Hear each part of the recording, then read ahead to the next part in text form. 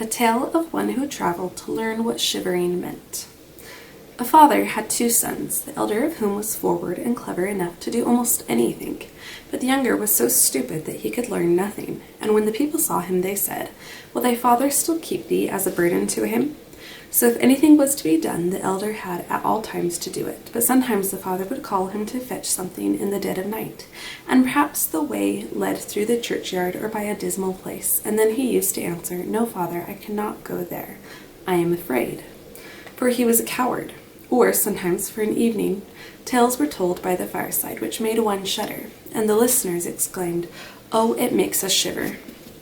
In a corner, meanwhile, sat the younger son listening, but he could not comprehend what was said, and he thought, "They say continually, 'Oh, it makes us shiver, it makes us shiver.' But perhaps shivering is an art which I cannot comprehend." One day, however, his father said to him, "Do you hear, you there in the corner? You are growing stout and big.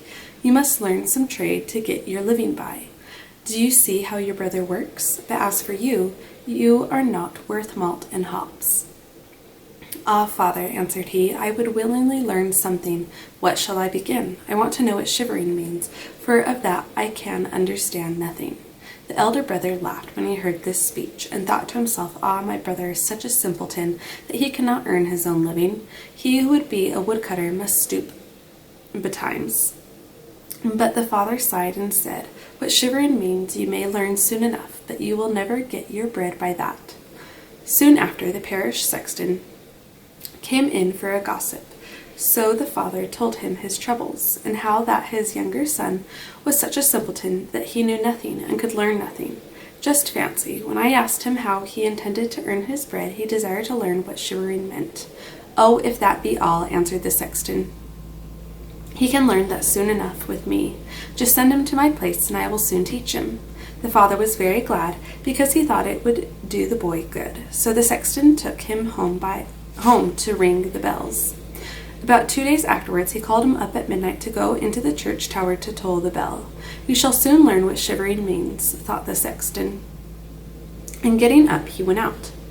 As soon as the boy reached the belfry and turned himself round to seize the rope, he saw upon the stairs near the sounding hole a white figure. "Who's there?" he called out, but the figure gave no answer, and neither stirred nor spoke. "Answer," said the boy, "or make haste off.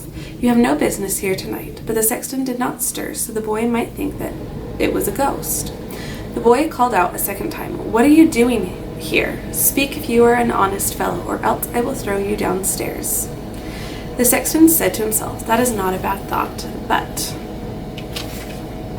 he remained quiet, as if he were a stone. Then the boy called out for the third time, but it produced no effect. So making a spring, he threw the ghost down the stairs, so that it rolled 10 steps and then lay motionless in a corner. Thereupon he rang the bell, and then going home he lay down without saying a word, and fell fast asleep. The sexton's wife waited some time for her husband, but he did not come. So at last she became anxious, woke the boy, and asked him if he knew where her husband was, who had gone before him to the tower. "No," answered the boy, "but there was someone standing on the steps who would not give any answer, nor go away, so I took him for a thief and threw him downstairs. Go now and see where he is. Perhaps it may be he, but I should be sorry for it." The wife ran off and found her husband lying in a corner groaning with one of his ribs broken. She took him up and ran with loud outcries to the boy's father and told him, "Your son has brought a great misfortune on us. He has thrown my husband down and broken his bones. Take the good-for-nothing fellow from our house." The terrified father came in haste and scolded the boy. "What do these wicked tricks mean? They will only bring misfortune upon you." "Father," answered the lad, "hear me. I am quite innocent. He stood there at midnight like one who had done some evil. I did not know who it was, and cried 3 times, 'Speak, or be off.'" "Ah," said the father, "everything goes badly with you. Get out of my sight. I do not wish to see you again." "Yes, father, willingly. Wait but one day, then will I go out and learn what shivering means. I now understand one business which will support me." "Learn what you will," replied the father, "all is the same to me. Here are $50. Go forth with them into the world, and tell no man whence you came, or who your father is, for I am ashamed of you." "Yes, father, as you wish. If you desire nothing else, I shall esteem that very lightly." As soon as day broke, the youth put his $50 into a knapsack and went out upon the high road, saying continually, "Oh, if I could but shiver." Presently a man came up who heard the boy talking to himself, and as they were just passing the place where the gallows stood, the man said, "Do you see? There is a tree where 7 fellows have married the hempen maid, and now swing to and fro. Sit yourself down there and wait till midnight, and then you will know what it is to shiver." "Oh, if that be all," answered the boy, "I can very easily do that, but if I learn so speedily what shivering is, then you shall have my $50 if you come again in the morning." Then the boy went to the gallows, sat down, and waited for evening, and as he felt cold, he made a fire. But about midnight the wind blew so sharp that in spite of the fire he could not keep himself warm. The wind blew the bodies against one another, so that they swung backwards and forwards, and he thought, "If I am cold here below the fire, how must they freeze and tremble above?" So his compassion was excited, and contriving a ladder he mounted and unloosened them, one after another. He brought down all 7. Then he poked and blew the fire, and sat them round that they might warm themselves. But as they sat still without moving, their clothing caught fire. So he said, "Take care of yourselves, or I will hang all of you up again."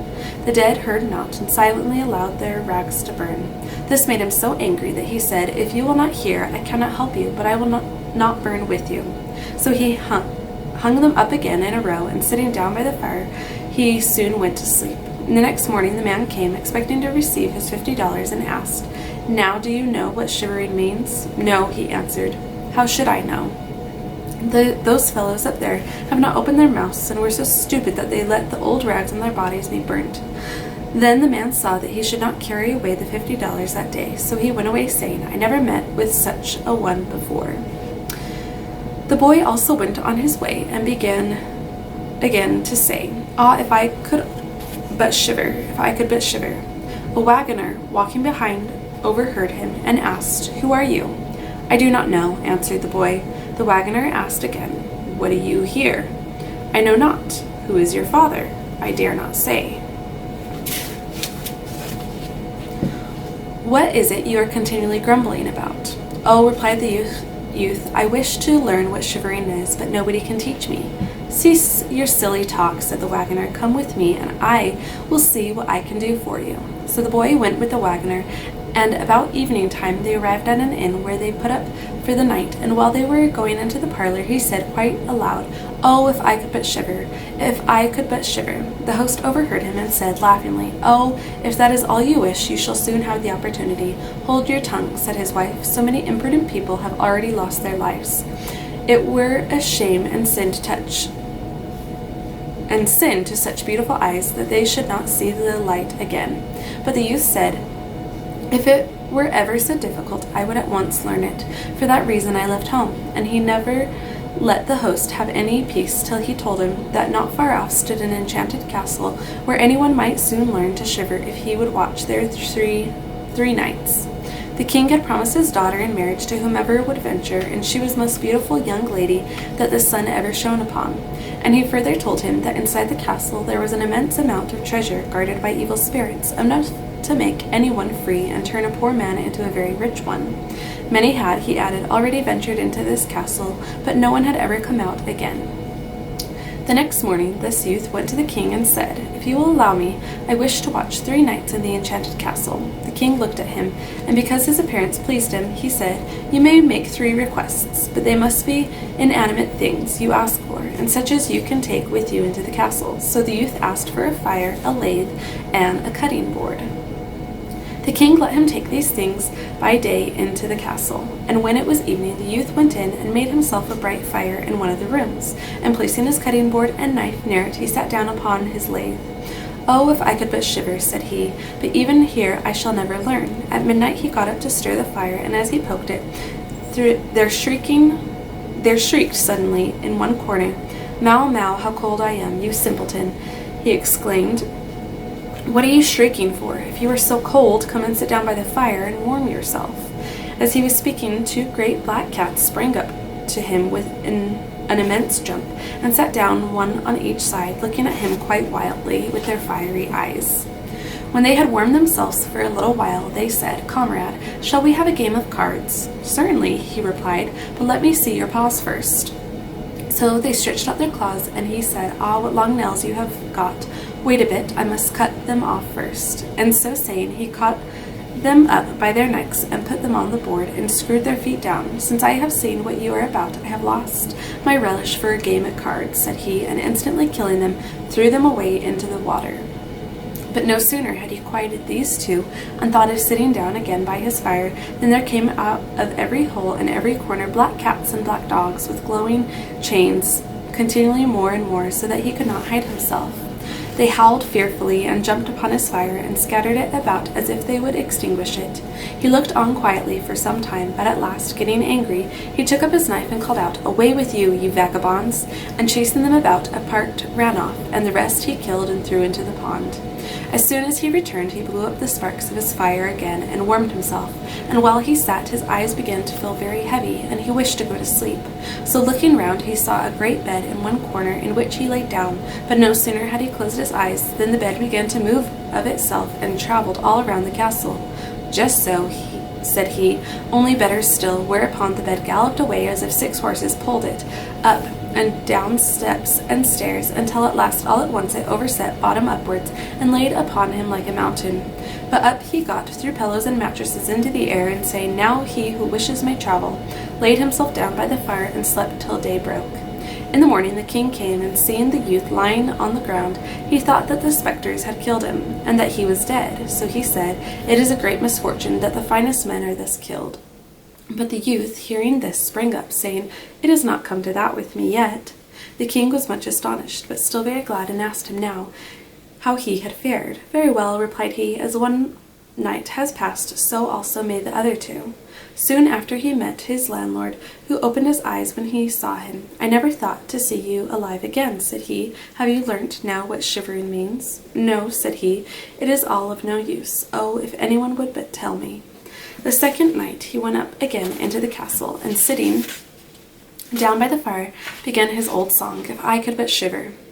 When midnight came, a ringing and rattling noise was heard, gentle at first and louder by degrees. Then there was a pause, and presently, with a loud outcry, half a man's body came down the chimney and fell at his feet. "Hola!" he exclaimed. "Only half a man," answered that ringing. "That is too little." Then the ringing began afresh, and a roaring and howling was heard, and the other half fell down. "Wait a bit," said he, "I will poke up the fire first." Then he had done so, and looked round again.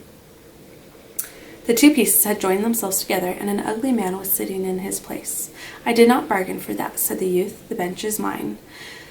The man tried to push him away, but the youth would not let him, and giving him a violent push, set himself down in his old place. Presently more men fell down the chimney, one after the other, who brought 9 thigh bones and 2 skulls, which they set up, and then they began to play at ninepins. At this the youth wished also to play, so he asked whether he might join them. "Yes, if you have money." "Money enough," he replied, "but your balls are not quite round." So saying, he took up the skulls, and placing them on his lathe, turned them round. "Ah, now you will roll well," said he. "Hola! Now we will go at it merrily." So he played with them, and lost some of his money, but as it struck 12, everything disappeared. Then he lay down, and went to sleep quietly. On the morrow the king came for news, and asked him how he had fared this time. "I have been playing ninepins," he replied, "and lost a couple of dollars." "Have you not shivered?" "No, I have enjoyed myself very much, but I wish someone would teach me that." On the third night he sat down again on his bench, saying in great vexation, "Oh, if I could only shiver." When it grew late, 6 tall men came in bearing a coffin between them. "Ah, ah," said he, "that is surely my little cousin who died 2 days ago." And beckoning with his finger, he called, "Come, little cousin, come." The men set down the coffin upon the ground, and he went up and took off the lid, and there lay a dead man within. And as he felt the face, it was as cold as ice. "Stop a moment," he cried, "I will warm it in a trice." And stepping up to the fire, he warmed his hands, and then laid them upon the face. But it remained cold, so he took up the body, and sitting down by the fire, he laid it on his lap, and rubbed the arms that the blood might circulate again. But all this was of no avail, and he thought to himself, "If 2 lie in a bed together, they warm each other." So he put the body in the bed, and covering it up, laid himself down by its side. After a little while, the body became warm and began to move about. "See, my cousin," he exclaimed, "have I not warmed you?" But the body got up and exclaimed, "Now I will strangle you." "Is that your gratitude?" cried the youth. "Then you shall get into your coffin again," and taking it up, he threw the body in and made the lid fast. Then the 6 men came in again and bore it away. "Oh, dearie me," said he, "I shall never be able to shiver if I stop here all my lifetime." At these words, in came a man who was taller than all the others, and looked more horrible, but he was very old, and had a long white beard. "Oh, you wretch," he exclaimed, "now thou shalt learn what shivering means, for thou shalt die." "Not so quick," answered the youth. "If I die, I must be brought to it first." "I will quickly seize you," replied the ugly one. "Softly, softly, be not too sure. I am as strong as you, and perhaps stronger." "That we will see," said the ugly man. "If you are stronger than I will let you go. Come, let us try." And he led him away through a dark passage to a smith's forge. Then, taking up an axe, he cut through the anvil at one blow down to the ground. "I can do that still better," said the youth, and went to another anvil, while the old man followed him and watched him with his long beard hanging down. Then the youth took up an axe, and splitting the anvil in one blow, wedged the old man's beard in it. "Now I have you, now death comes upon you." And taking up an iron bar, he beat the old man until he groaned, and begged him to stop, and he would give him great riches. So the youth drew out the axe and let him loose. Then the old man, leading him back into the castle, showed him 3 chests full of gold in his cellar. "One share of this," said he, "belongs to the poor, another to the king, and a third to yourself." And just then it struck 12, and the old man vanished, leaving the youth in the dark. "I must help myself out here," said he, and groping round, he found his way back to his room and went to sleep by the fire. The next morning the king came and inquired, "Now have you learnt to shiver?" "No," replied the youth. "What is it?" "My dead cousin came here, and a bearded man who showed me a lot of gold down below. But what shivering means no one has showed me." Then the king said, "You have won the castle and shall marry my daughter." "That is all very fine," replied the youth, "but still I don't know what shivering means." So the gold was fetched, and the wedding was celebrated. But the young prince, for the youth was a prince now, notwithstanding his love for his bride and his great contentment, was still continually crying, "If I could but shiver, if I could but shiver."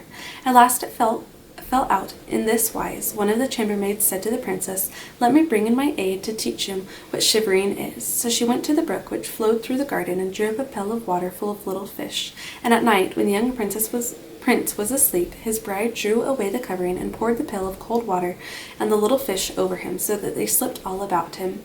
Then the prince woke up directly, calling out, "Oh, that makes me shiver! Dear wife, that makes me shiver! Yes, now I know what shivering means."